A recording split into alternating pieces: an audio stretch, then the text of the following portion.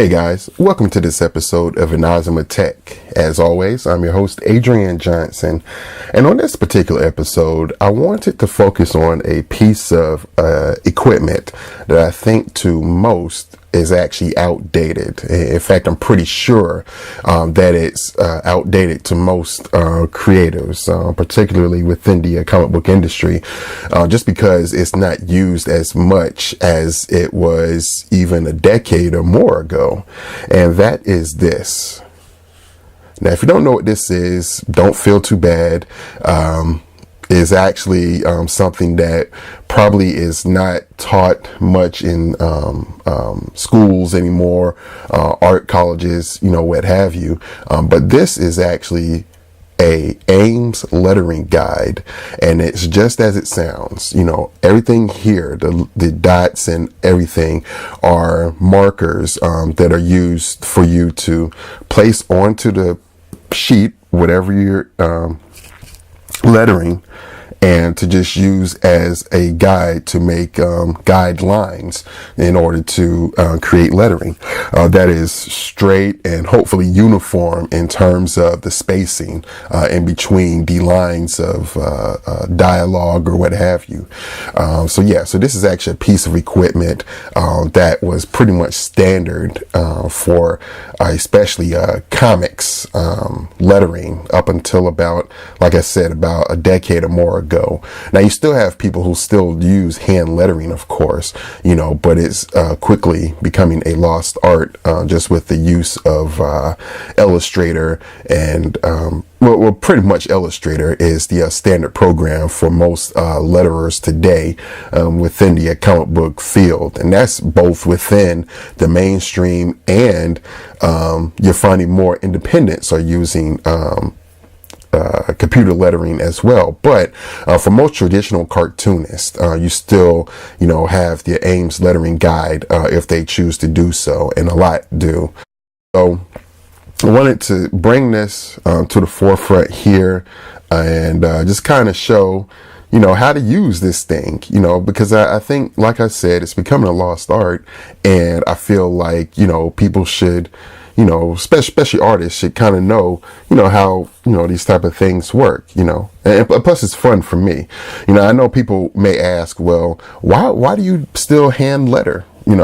For myself, I like the handicraft of it. And plus, it just looks good to have it on your actual comics page, along with your hand-drawn art.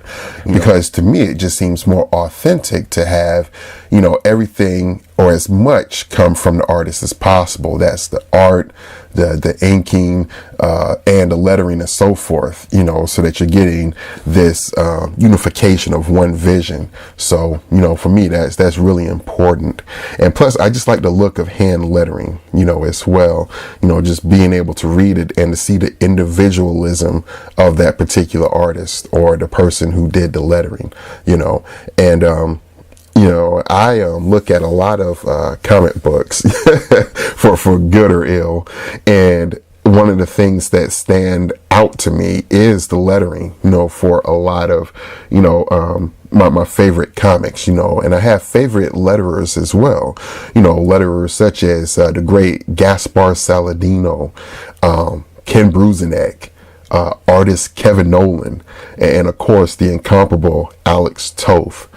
These are all guys that, had very individualistic lettering, and for the most part, they actually drew very well, which I think is something else that goes into legible hand lettering also, just being able to control your lettering tool, as you're putting down the marks, So anyway, let's get into how to use this Ames Lettering guide and let's get to work and see it in action.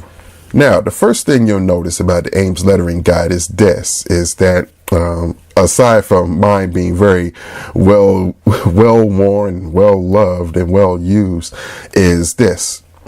You see that all these markers here, these dots. Now, these dots here, depending on which way you actually twist this dial,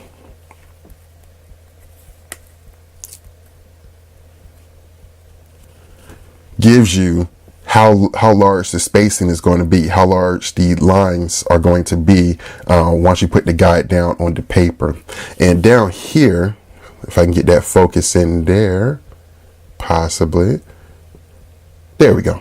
All right. And so the lettering is dictated, the size of the lettering is dictated by this.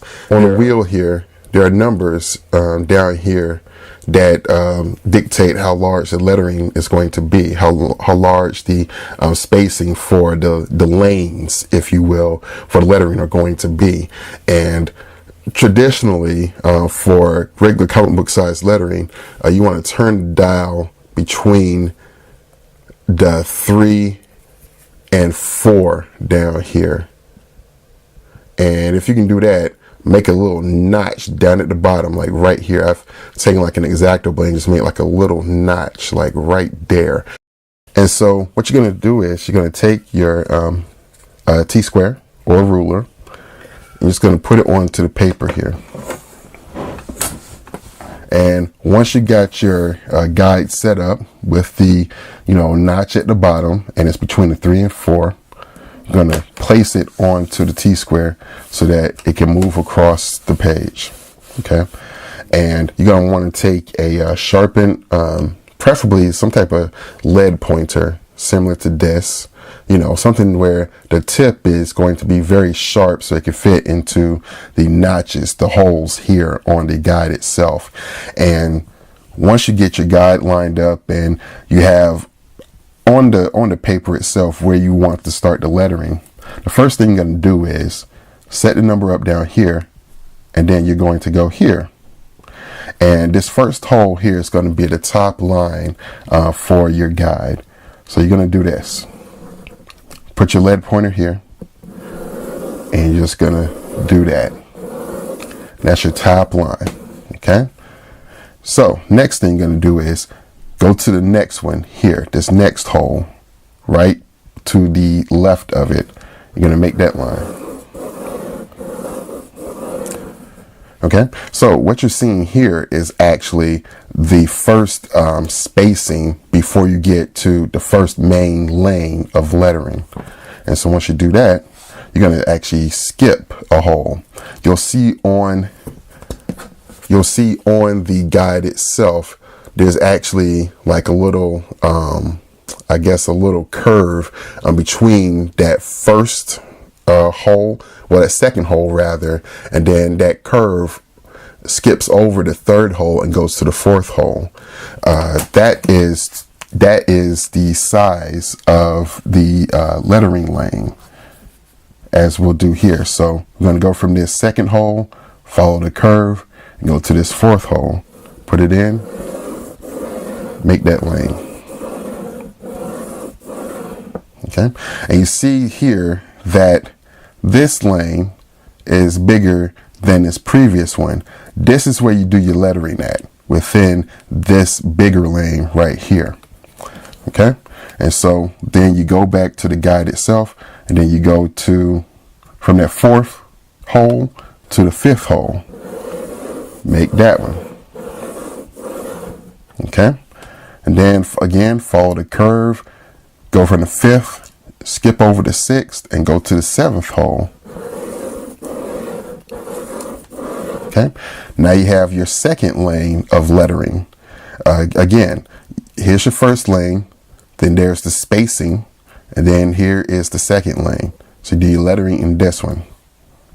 Okay, all right, so then we go from this seventh hole to the eighth hole. That's your spacing lane. And then again, go from the eighth hole, skipping the ninth, and go to the 10th.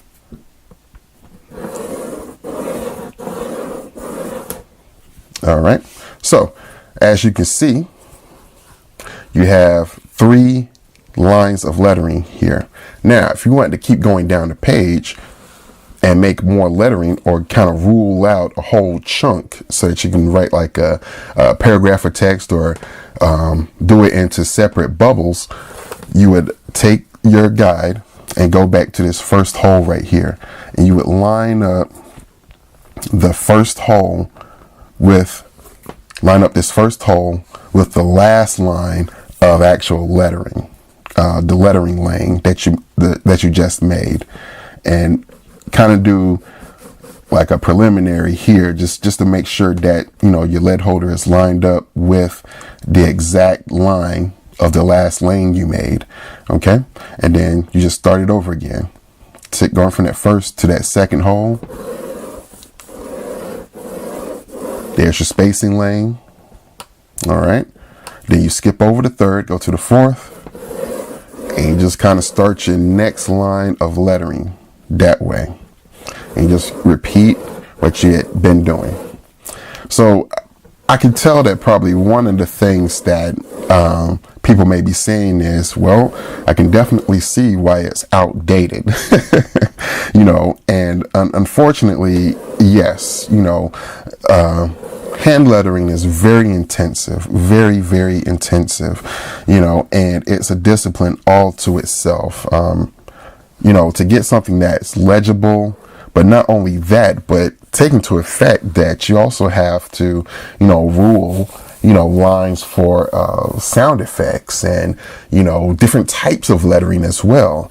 And compound the matter with actually having to letter inside of panels and taking the finished art into account. You know, there's a lot of variables there that you have to meet, or that you had to meet rather, you know, if you're a comic book letterer. And again, it has to be attractive also. You know, the final product has to be very attractive as well. So, you know, you had to take those into account, you know, as a comic book letterer. And when it was done right, you know, it was a great thing to see. But when it was done above and beyond and really, you know, gave something, you know, to the page itself, you know, it was out of this world. You know, definitely something that you could take notice of. So that's why I'm really honing in and wanting to focus in on the craft of, you know, improving my hand lettering as well, because, you know, I kind of want some of that magic myself, so to speak. All right, so I'm just going to do one more pass here.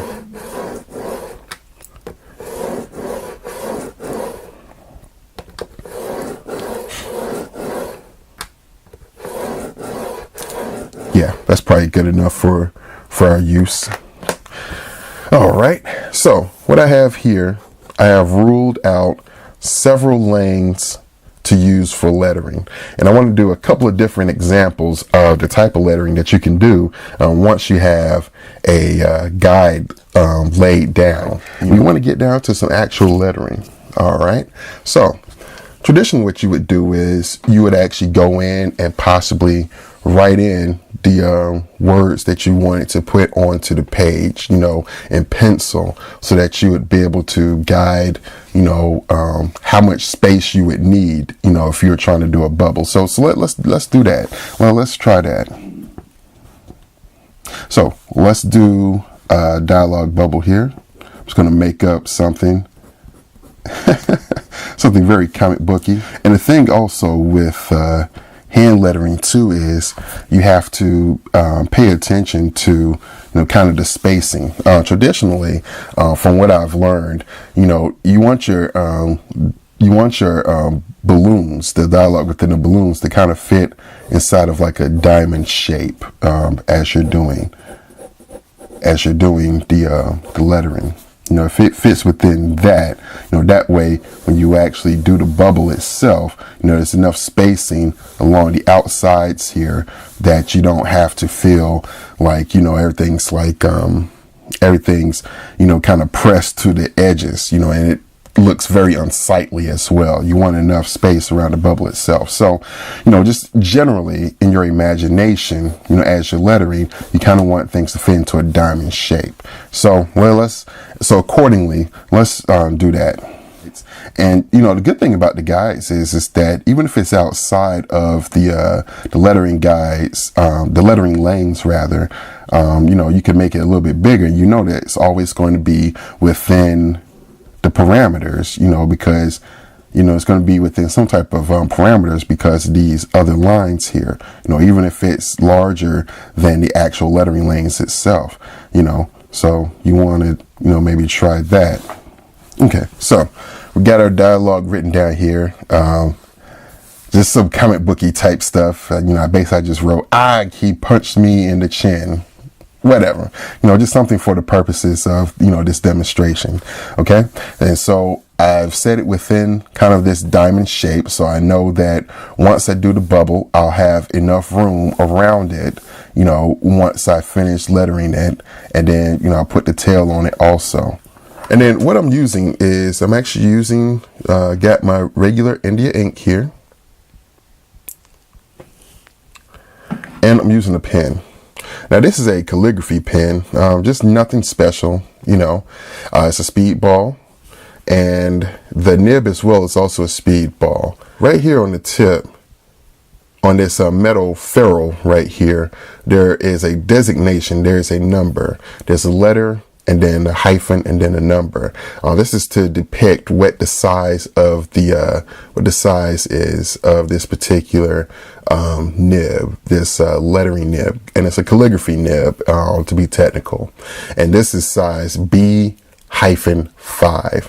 and the standard usually is about like a C5 or a B6. Or a C6, somewhere in that realm. But for me, I'm finding that the B5 works just as well for my purposes as any of those nibs are. And, you can also use pens as well. You can use a standard marker, micron pen, things of that nature. Just anything that'll give you a nice sturdy line. So I'm going to dip it in, and we're going to start some lettering here. All right. And when you're doing hand lettering, you want to focus in on, obviously, it being legible.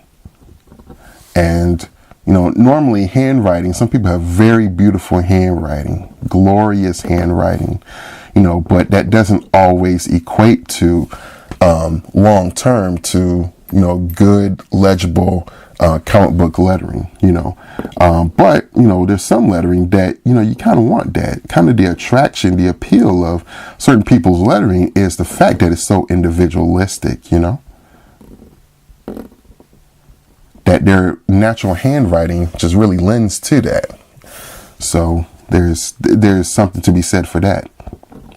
But in terms of the mark making, you do kind of want to be, you want to be very deliberate when you're laying down your marks and lettering. You want to just do each mark and put enough pressure on the nib or your pen to make sure that the mark is very deliberate and consistent. That's something else I struggle with, with my hand lettering, is the consistency.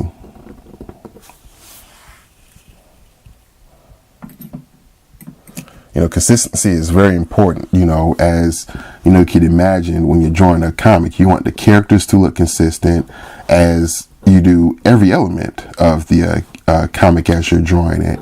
And that obviously includes the lettering as well. So see how I'm attempting to be very deliberate. I'm doing each mark, and when you do the mark, you want to do the mark and stop at the end of it. Stop. And what that does is that it, makes sure that you're putting the mark down and that it's concise. Stop.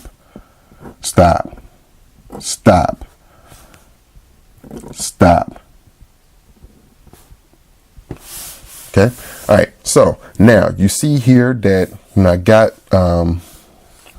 some lettering ruled down here. What I'm seeing apparently is that the spacing between the actual lines may be too small, maybe too thin. So that's something to where I may have to adjust back on the guide itself, and I'll just make the lanes down here a bit bigger. Just adjust the wheel and make the lanes a bit bigger. I'll do that next time. But so we have basically some dialogue here. Okay. And, I've gone in here, obviously, and, already kind of outlined a balloon. Now I see that I can actually bring the balloon in a bit and still have plenty of room to go around that perpetual diamond shape that we're looking for when we do dialogue. Now, there may be cases where you have to do, not just dialogue, but say you have a box, a caption box. I know people don't use a lot of captions anymore in comics, but, just for the sake of argument, if you had to do a box, that's far easier, to plan for, how big you want the box to be, and just basically write out your lettering as a paragraph, But since we got this piece of dialogue here, I'm just going to go through there and we're going to outline it as its own balloon. And for that, I'm actually going to use my regular nib, my regular inking nib, so I had the control that it gives me. Okay. All right, so I'm looking at about the diamond shape here. I'm just going to follow the diamond shape, and I know that the balloon's tail is going to be about right there. So I'm going to stop right there, get another dip of ink, and then I'm going to come around here and finish out the rest of the balloon. And hopefully, in actuality, I would try to keep the line weight of the balloon consistent, but again, sometimes, you kind of want that just free-handed look, it, sometimes enhances the appeal, but generally I try to keep that consistent. And then there's the balloon's tail, and make sure it comes to a point.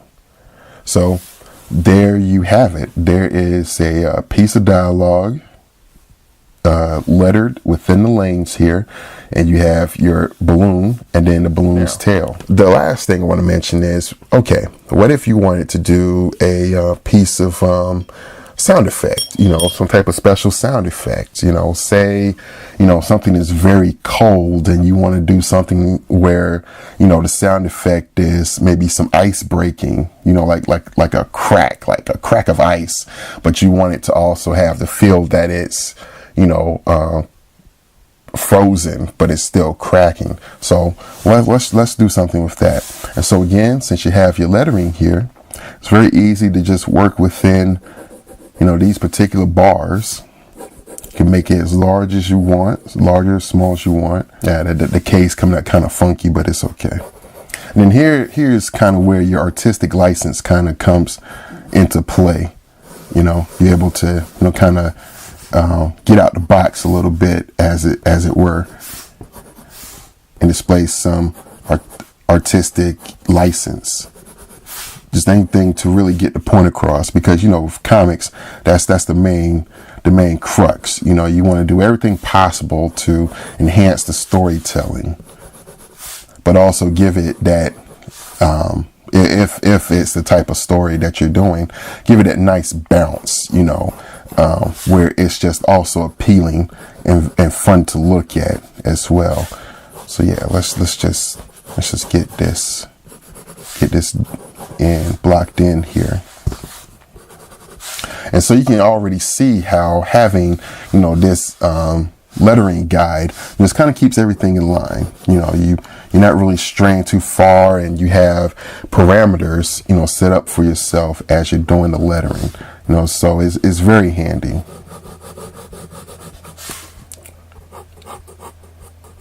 Okay.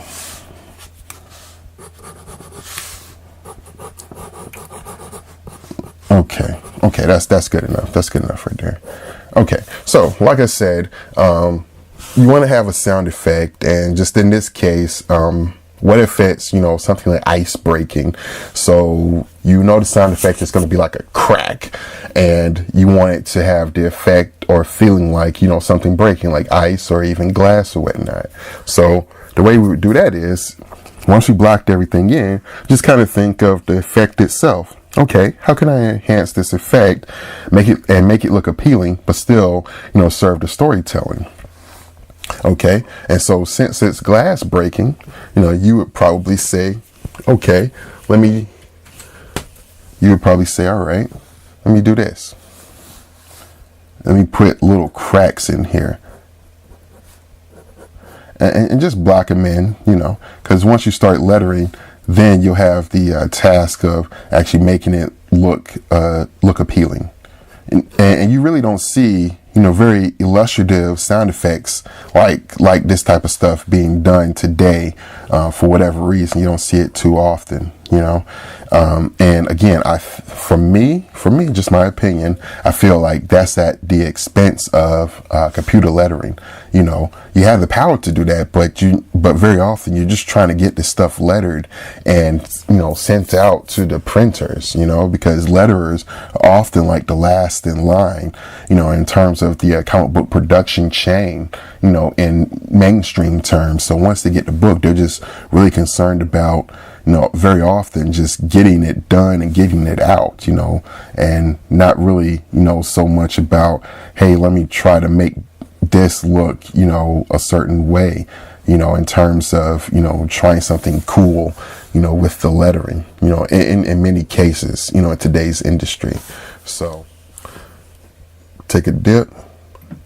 Let's go in here and let's block this in. Okay. Again, especially on sound effects, you do want to make sure that they're bold and that they stand out. And I'm working more towards the top of the effect itself since it's so big. And as I'm putting down the ink, I can already see that it's glistening, meaning that it's still wet on the board. So as I put it down, that's gnarly. Sorry, but that's another thing about lettering too, really using your tool to get the proper curve. It's not unheard of, to actually use like, some type of rulers or, French curves, if you're using like a pen, an actual pen, like a felt tip or something like that to, letter, to really handle, those curves and make them nice and sharp.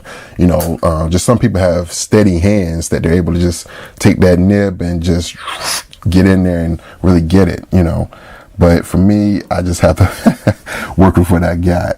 So yeah, I know that curve was kind of gnarly. Sorry. All right. So let's get this nailed in. Okay. All right. So now we got our sound effect ruled in. Okay. And for this, I think I'm going to go back to my smaller nib for the cracks within the crack, if you will. All right. Okay. And we'll start from this one right here.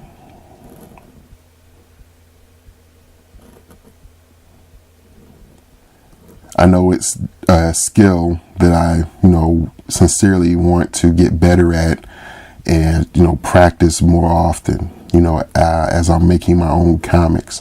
Because as I mentioned at the beginning of the program, that's very important for me, to try and get that skill, in place. Because I, really love that tradition of the artists doing everything themselves, especially, the lettering, that element of cartooning. Okay, so let me just finish this up for the expediency of time. Okay. All right, that's good. All right, anyway. All right, so anyway, here you have it. Here's our crack sound effect, and with little jagged lines within the bold lines, indicating that, this, whatever this is in the story, is breaking apart, and we're just trying to enhance that, by having this sound effect with these fault lines or what have you. So anyway, that's just a very, very, very brief primer on how to use this Ames lettering guide. In closing, this is something that you can pick up at most any art supply store. That's the cool thing. Even though these are somewhat antiquated, you can still find them at pretty much any art supply store. They usually run about, I'd say, $2 or $3, if that. So if you are feeling froggy, as we say around here, and you want to jump in and, try your hand at, some hand lettering, this would be a good place to start, and just, you can buy other, calligraphic nibs or pens or what have you. But, I think this is a good start. I know some people, and I have a friend of mine who is a cartoonist who definitely does not like to use these lettering guides, but his lettering is perfectly legible. It looks great, so it just goes to show you that, you don't necessarily need the lettering guide, and it doesn't hurt, to have it on deck for yourself. So in closing, I am Adrian Johnson, and this has been an episode of Inazuma Tech.